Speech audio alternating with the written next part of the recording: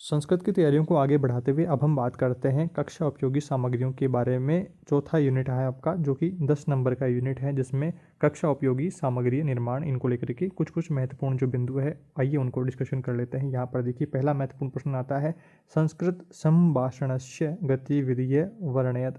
संस्कृत संभाषण मतलब संस्कृत वार्तालाप की जो गतिविधियां हैं उनका यहाँ पर वर्णन करना है। तो बातचीत जो संभाषण है, जो बातचीत है, वो संप्रेषण, वो यहाँ पर संचार का एक प्रमुख यहाँ पर अंग है। अंग मस्तिष्क माने कि अंग है वार्तालाप का, संप्रेषण का।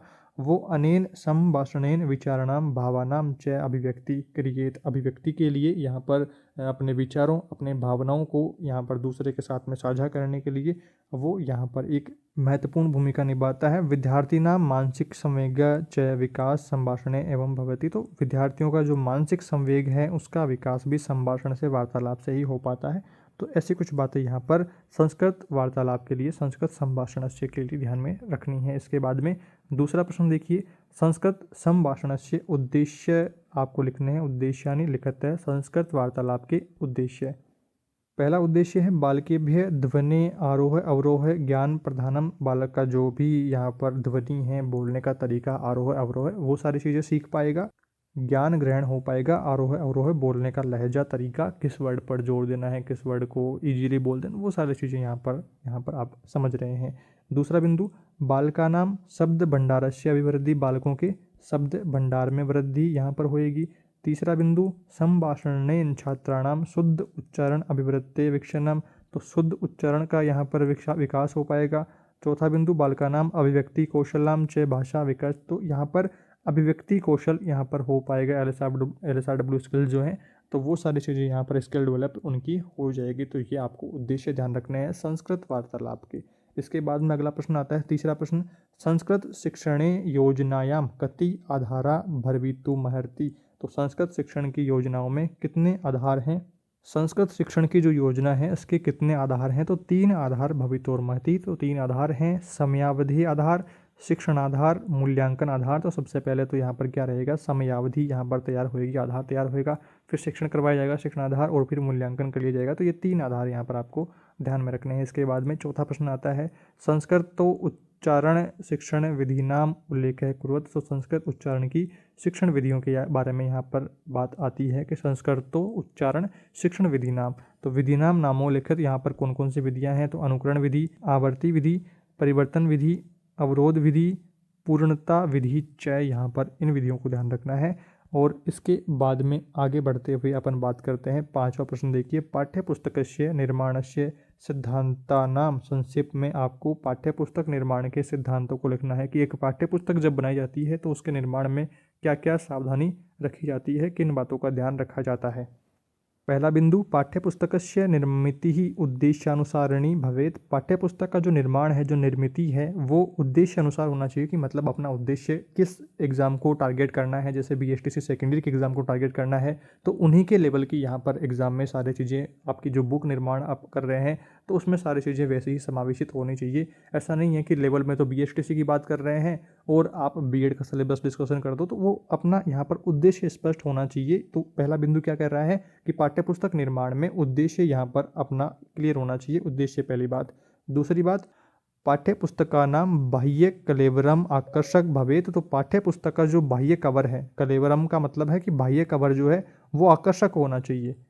आप हमारे वीडियोस लगातार देख रहे हैं तो चैनल पर आप देखते हैं कि बाह्य जो अपना जो थंबनेल होता है वो काफ़ी आकर्षक बनाने की कोशिश करी जाती है, ताकि आपका जो इंटरेस्ट है वो ज़्यादा यहाँ पर आपका वीडियो पर क्लिक करने का मन करे। जो आपका डाउट बनता है उसी को लेकर के थंबनेल पर बात लिखी जाती है, तो वो आप यहाँ पर क्लिक करके वीडियो प्ले करें तो वहाँ पर आकर्षक वो होना चाहिए। तीसरा बिंदु, पाठा अति विस्तृता न शिव। पाठ ज़्यादा विस्तृत ना हो, सिर्फ काम की बातें हों, बेसिक चीज़ें ही यहाँ पर हो, ज़्यादा विस्तार में यहाँ पर ना हो कि पढ़ने में वो बोरिंग सा लगे, आलस्य आने लगे, तो ऐसी चीज़ें नहीं होनी चाहिए। चौथा बिंदु, पाठ्येषु कठिन शब्दानाम संख्या अधिका न स्यात्। पाठ्यपुस्तक में यहाँ पर कठिन शब्द अधिक ना हो और कुछ जो कठिन शब्द हों तो उनके अर्थ भी साथ में बताए जाएं, तो ऐसी कुछ बातें। पांचवा बिंदु है, संधि समास युक्ता शब्दा अधिका न शु। तो संधि समास से युक्त शब्द अधिक नहीं होने चाहिए ताकि उनका अर्थ समझने में ही प्रॉब्लम आ जाए या फिर काफ़ी बड़ा सिलेबस कवरअप हो जाए, तो ऐसी चीज़ें नहीं होनी चाहिए। सार में, संक्षेप में यहाँ पर बातें करी हुई होनी चाहिए। छठा बिंदु, भाव भाषा दृष्टिया पाठा छात्र स्तरानुकूला भवेयु, यानी कि छात्र के स्तर के अनुकूल ही पाठों का यहाँ पर निर्माण, भाव भाषा जो है पाठों की तो वो यहाँ पर रखी जानी चाहिए। तो पाठ्य पुस्तक निर्माण में इन 6 बिंदुओं को आपको जरूर से ध्यान में रखना है। इसके बाद में आगे बढ़ते हुए अब हम बात करते हैं गद्य पाठ शिक्षण में सोपान आपको ध्यान रखने हैं। गद्य पाठ शिक्षणस्य सोपानेषु स्पष्टीकरणम कुरुताम, तो यहाँ पर गद्य पाठ शिक्षण के सोपान आपको बताने हैं। तो गद्य पाठ शिक्षण के सोपान देखिए, पहला है परिचयात्मकम ज्ञान, तो परिचयात्मक ज्ञान पहला सोपान। दूसरा सोपान है उद्देश्य तथा व्यवहारगत परिवर्तन। तीसरा सोपान है सहायक सामग्री, यहाँ पर जो पाठ्य सहायक सामग्रियाँ हैं वो सारी चीज़ें। चौथा बिंदु है पूर्व ज्ञान, चौथा सोपान क्या है, पूर्व ज्ञान। और पांचवा है प्रस्तावना। उद्देश्यम कथनम पाठ्याभिसूचनम, तो यहाँ पर उद्देश्य कथन और पाठ्याभिसूचना यहाँ पर रहेगी। और सातवां बिंदु क्या है, प्रस्तुतिकरण अपन कर देंगे, आदर्श वाचन करेंगे, अनुकरण वाचन करेंगे, अशुद्धियों को दूर करेंगे और शोधन इनमें कर देंगे। तो ये सारी चीज़ें यहाँ पर रहेंगी। आठवां बिंदु, आठवां जो सोपान है वो है बोध प्रश्न यहाँ पर करे जाएंगे पाठ के रिगार्डिंग। नौवां है काठिन्य निवारण, जो कठिन शब्दार्थ रहे हैं उनके अर्थ यहाँ पर बताए जाएंगे और उनका निवारण करा जाएगा कठिनाइयों का। 10वां बिंदु विचार विश्लेषणात्मक प्रश्न, तो विचार विश्लेषण करी जाएगी। और 11वां है अध्यापक कथन सार कथनम, तो यहाँ पर जो पाठ जो पढ़ा दिया गया है उसका सार यहाँ पर रिपीट करा जाएगा। 12वां है मूल्यांकन प्रश्न करे जाएंगे। और 13वां है गृह कार्य दे दिए जाएंगे। तो ये 13 आपको सोपान यहाँ पर ध्यान रखने हैं गद्य पाठ को लेकर के। इसके बाद में अगला प्रश्न आता है 7वां प्रश्न देखिए, दैनिक पाठ योजना संरचना समये कान वार्तान ध्यायेत्। दैनिक पाठ योजना की संरचना समय कान वार्तान ध्यायेत्। दैनिक पाठ योजना की संरचना आपको बतानी है, इसमें कितने वार्ता वगैरह सारी चीज़ें। तो दैनिक पाठ योजना शिक्षणोद्देश्यम अभ्यास कार्यम गृह कार्यम और कालांश प्रकरणम इत्यादिनाम स्पष्ट लेखनम करणीय। तो दैनिक पाठ्यक्रम में अध्यापन के निर्देश यहाँ पर होने चाहिए, उद्देश्य उसका स्पष्ट होना चाहिए, अभ्यास कार्य गृह कार्य कालांश जो प्रकरण रहते हैं इत्यादि स्पष्ट लेखनम यहाँ पर होने चाहिए। तो ये सारी चीज़ें आपको यहाँ पर ध्यान रखनी है। इसके बाद में अगले प्रश्न की ओर बढ़ते हैं और बात करते हैं दृश्य श्रव्य साधनों के बारे में। दृश्य साधनों के बारे में सबसे पहले बात करते हैं। यहाँ पर प्रश्न किस तरह से लिखा हुआ है देखिए, दृश्य श्रव्य साधनानि नामानि लिखत। तो साधनानि यानी कि साधनों के, नामानि मतलब नाम लिखना है, और दृश्य श्रव्य साधनों के। तो दृश्य साधनानि यानी कि दृश्य जो साधन हैं जो देखे जाते हैं। तो एतानि तानि साधनानि यानी विलोक्य छात्रा शीघ्रेण तीव्र गत्याम शिक्षणे सायं प्रानुवृत्ति। उदाहरण देखिए, श्यामपट्टकम मानचित्र प्रतिकृति मॉडल भित्तिचित्र पाठ्यपुस्तकानि पत्र पत्रिकाम। तो यहाँ पर एक बात समझनी है कि श्यामपट्ट क्या है, दृश्य साधन है। मानचित्र क्या है, दृश्य साधन है। प्रतीक जो रहते हैं तो वो क्या है, दृश्य साधन है। मॉडल जो है वो दृश्य साधन है। भित्ति चित्र अगर हैं तो वो दृश्य साधन है। पाठ्यपुस्तका जो है सारी पाठ्यपुस्तक तो वो भी दृश्य साधन है। पत्र पत्रिकाएं जो हैं वो भी दृश्य साधन है। तो इससे आप यहाँ पर समझ पा रहे हैं कि जिनको हम देख करके सीखते हैं या देखने वाले जो सारी चीज़ें तो वो दृश्य साधन हो गए हैं।